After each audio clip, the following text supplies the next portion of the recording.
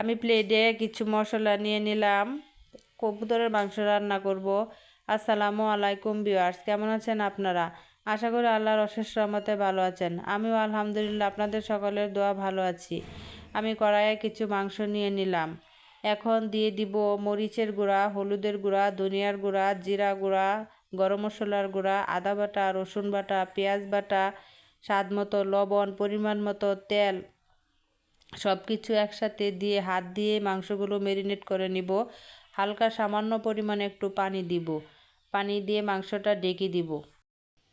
এখন মাংসগুলো কষানো হয়ে গেলে ঢাকনা খুলে আবার নাড়াচাড়া করে দিব।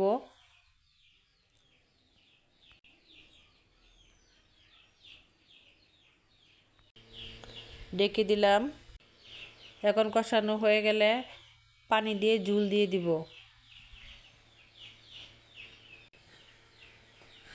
আবার ঢেকে দিব। এখন রসুন কুচি দিয়ে দিব। আবার কিছুক্ষণ রান্না করে নিব। রান্না করার পরে মাংসগুলো হয়ে গেলে তখন মাংসগুলো নামিয়ে নিব। যদি আমার এখানে কোনো ভুল ত্রুটি হয়ে থাকে আপনারা ক্ষমার দৃষ্টি দিয়ে দেখবেন। আজ এখানেই শেষ। আল্লাহ হাফেজ।